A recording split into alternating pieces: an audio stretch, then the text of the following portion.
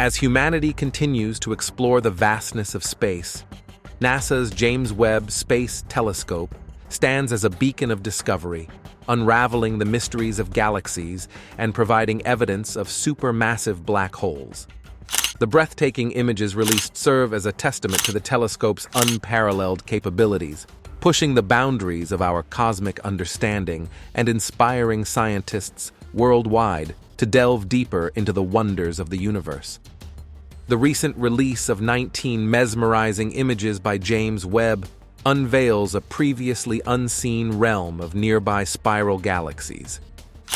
These high-resolution images showcase millions of stars dispersed across the spiral arms, shimmering in captivating blue tones.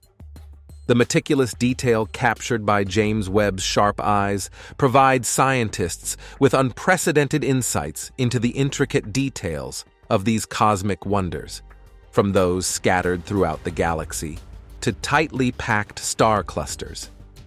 Join us as we dig deep into James Webb's ongoing cosmic odyssey, as well as the wonders of the universe unearthed by this time machine.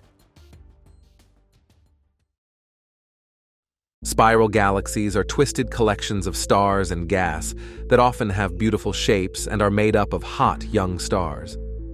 Most of the galaxies that scientists have discovered so far are spiral galaxies, as opposed to the other two main categories of galaxy shapes, elliptical and irregular.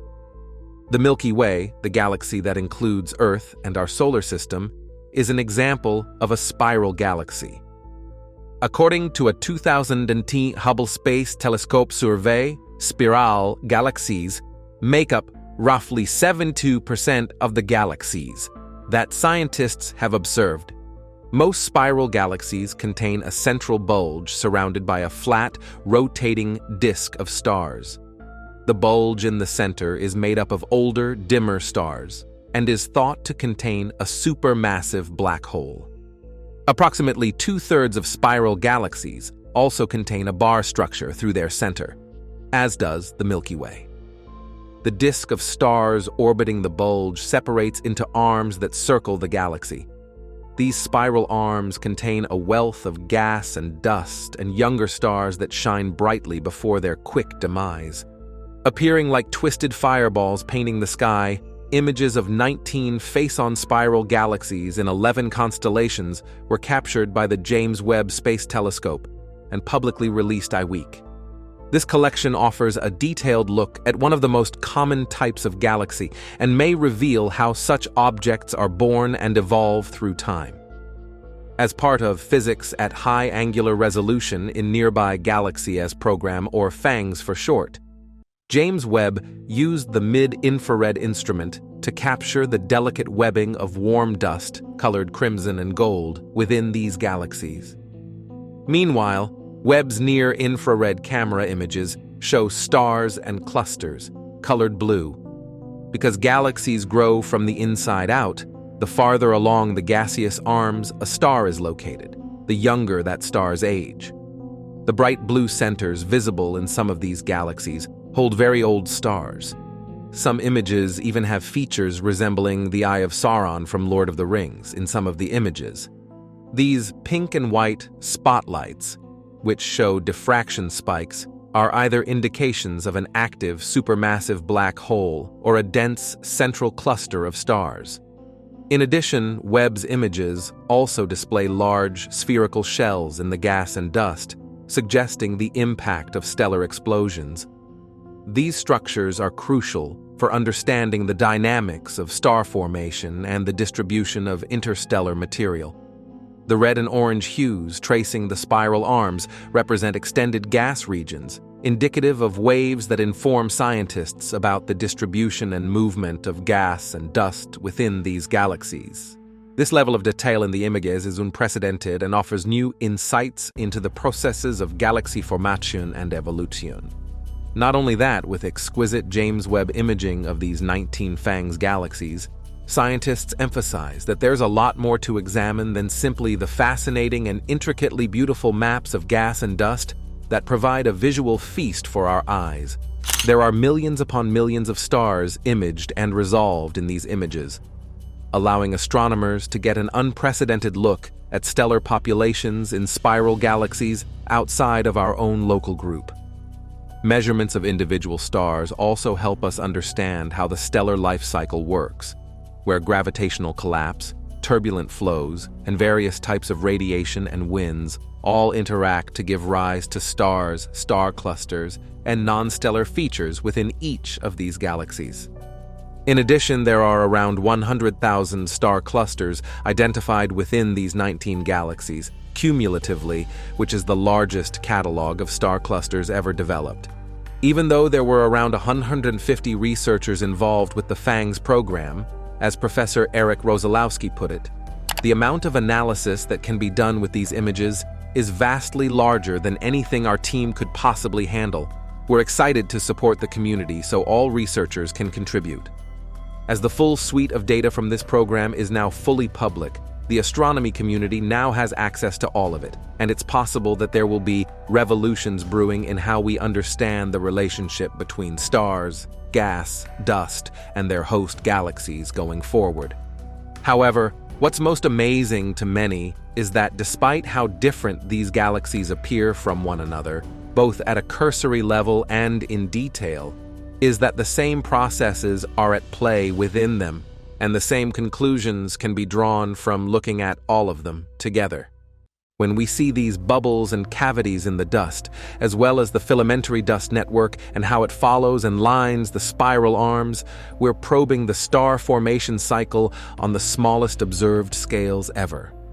As astronomers measure the spacing between the stellar, gaseous, and dusty features within these galaxies, they're learning how a galaxy's gas and dust are distributed, which provides insights into the processes that shape them.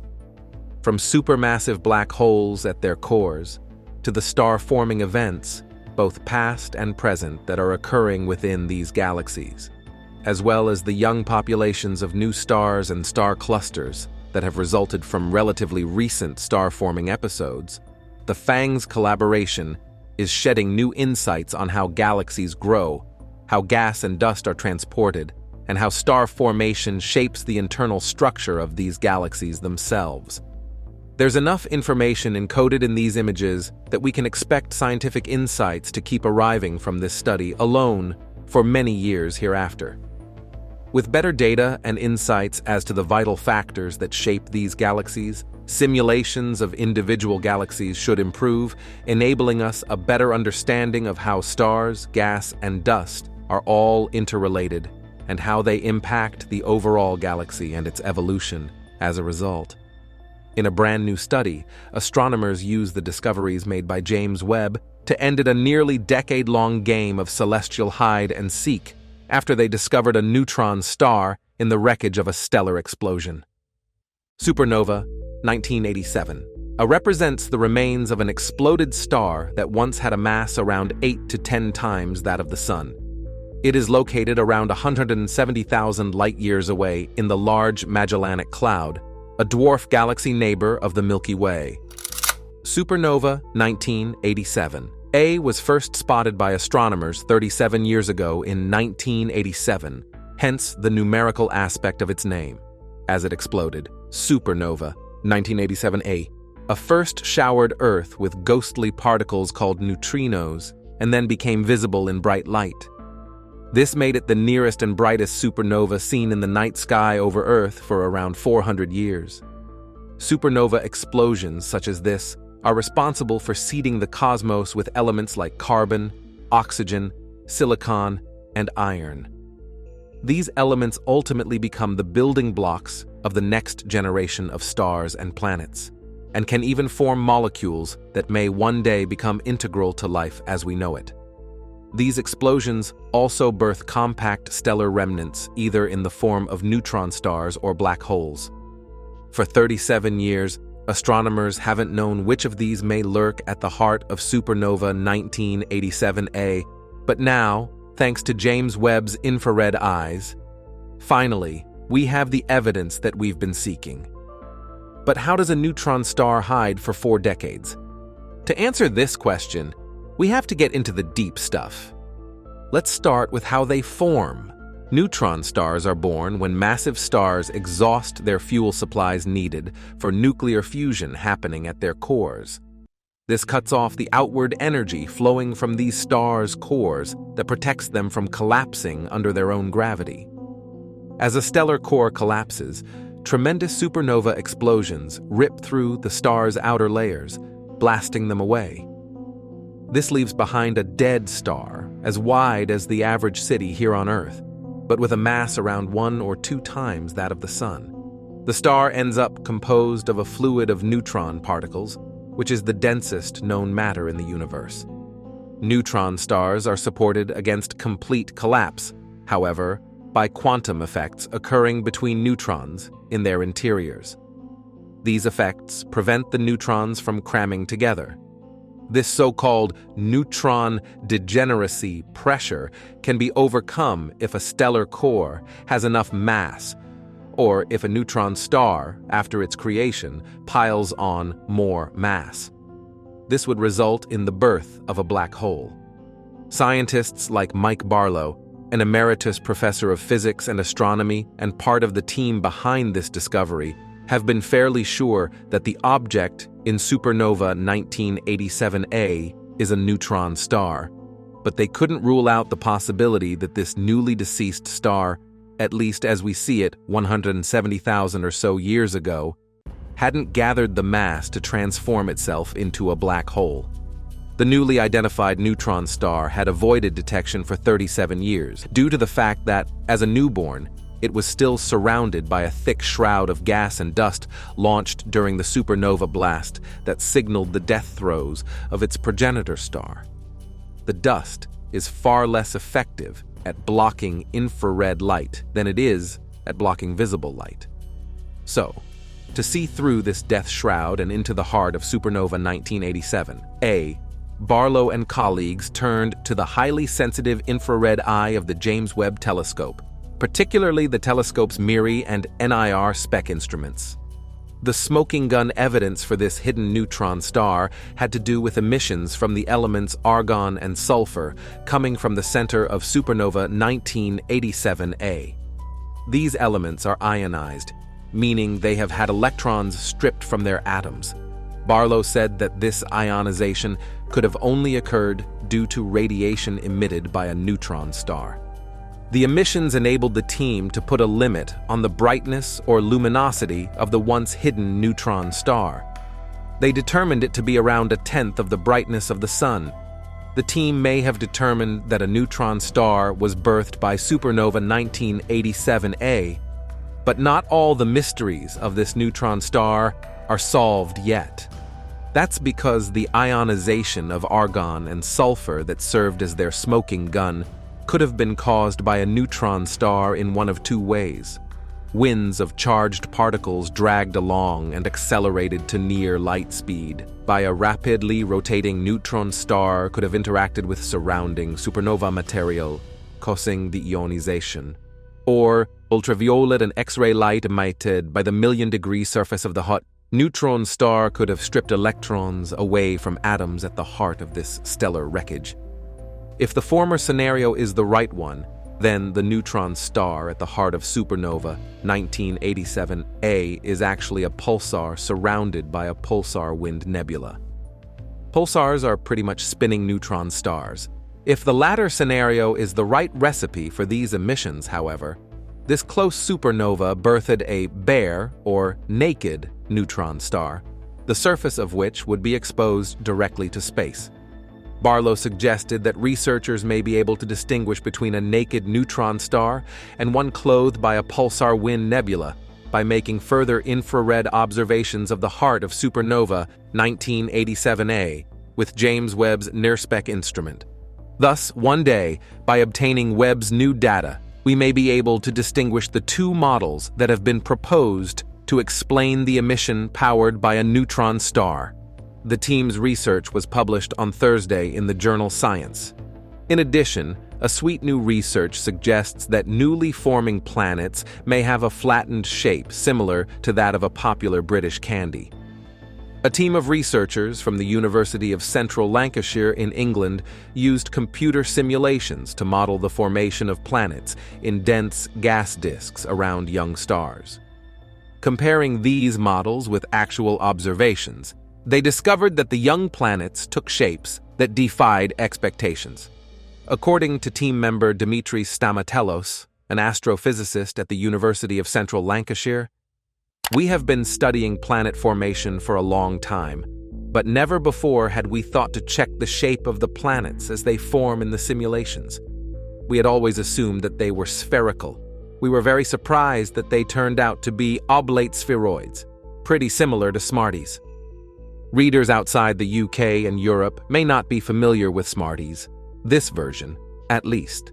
European Smarties are oblate spheroid-shaped discs of chocolate, covered with a colorful, hard candy shell that are manufactured by Nestlé and sold in hexagonal cardboard tubes. While over 5,000 exoplanets have been discovered to date, astronomers still don't fully understand in detail the sequence of events that marks their birth and early evolution. The new research could shed more light on that process. Meanwhile, 2 powerful solar flares erupted from the sun as widespread cell phone outages were reported throughout the United States, in which an X-1.8 class flare occurred on the evening of Wednesday, and another, an X-1.7 class flare, erupted during the early morning of Thursday.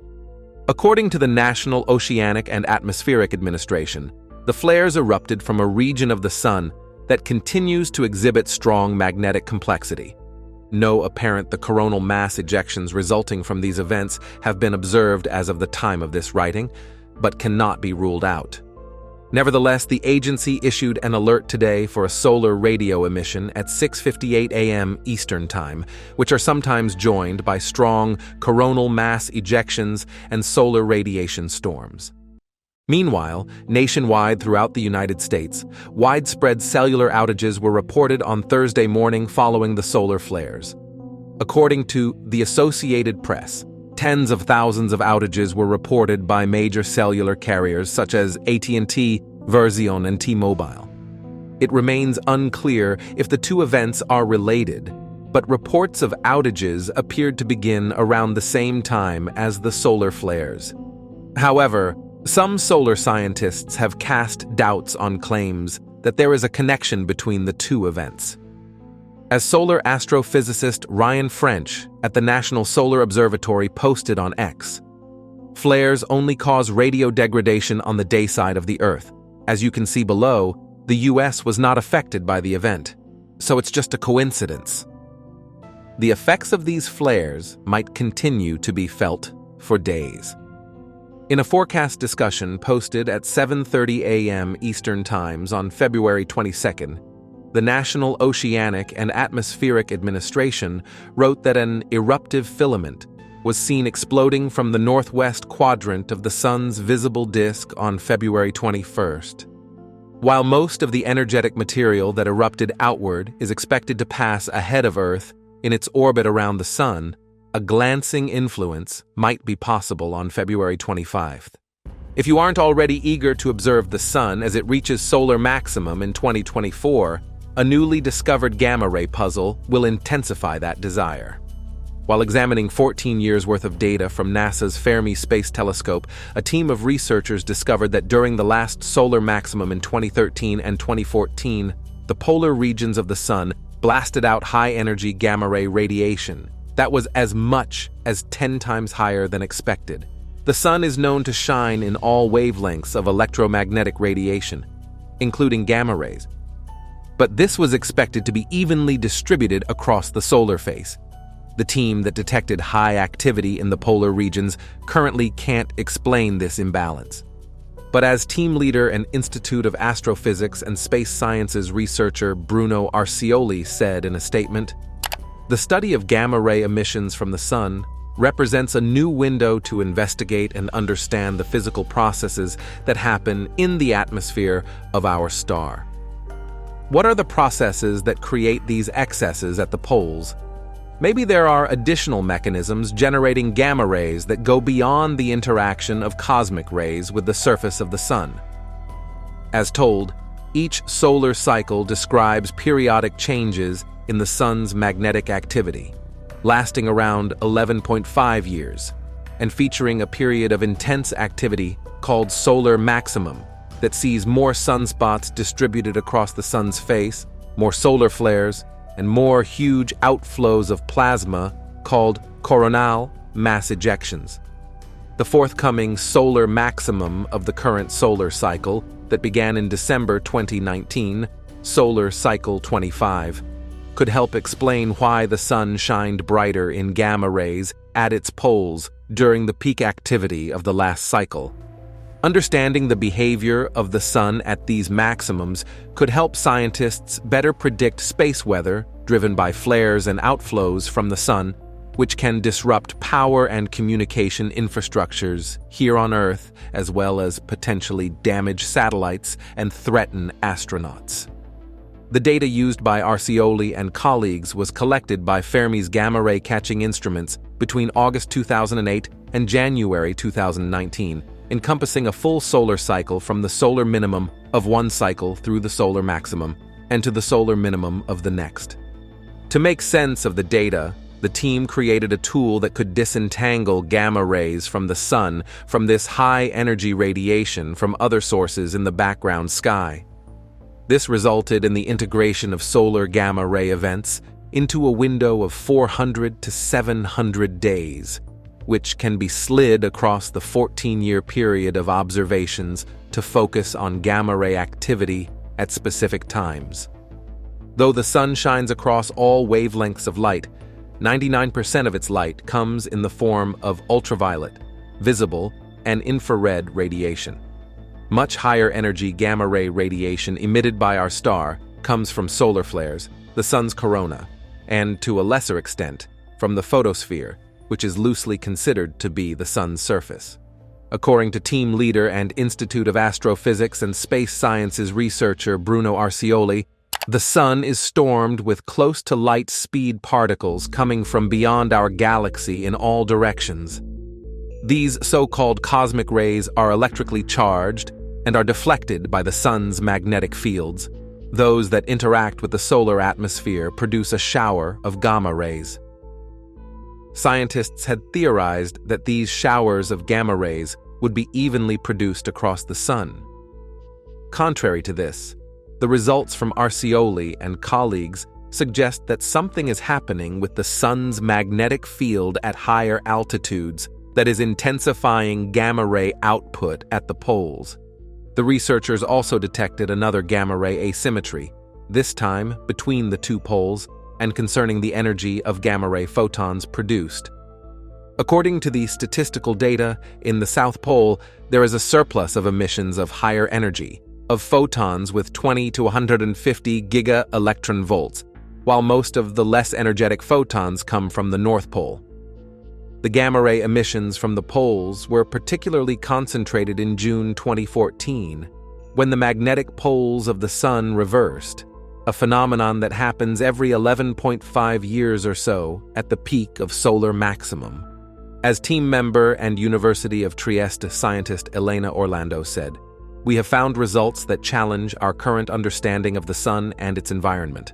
We demonstrated a strong correlation of the asymmetry in the solar gamma ray emission in coincidence with the solar magnetic field flip, which has revealed a possible link among solar astronomy, particle physics, and plasma physics." Understanding the connection between how and where the sun blasts out gamma rays and the activity of our star during periods of more frequent solar flares and CMEs could lead to better space weather forecasts. Arcioli added, "In 2024 and the next year, we will experience a new solar maximum, and another inversion of the sun's magnetic poles has already started. We expect by the end of 2025 to reassess if the inversion of the magnetic fields is followed by a surplus in the gamma rays emissions from the poles." Orlando also suggests that the team's findings present a strong case to pay more attention to gamma rays from the sun. She said, "We have found the key to unlock this mystery, which suggests the future directions that should be taken. It is fundamental that the Fermi telescope will operate and observe the Sun in the coming years. If it is settled that high-energy emissions really carry information about the solar activity, then the next mission should be planned to provide real-time data on gamma-ray emissions from the Sun," Arcioli concluded. The team's research is published in the Astrophysical Journal. That's all the information that we have for you today. Don't forget to give us a thumbs up if you enjoyed today's episode, subscribe if you haven't already, and hit the bell so you never miss out on future episodes. And be sure to also tell us what you think about today's content. Everyone's support motivates us to continue delivering quality content and to always improve. As always, thanks for watching, and we will see you next time.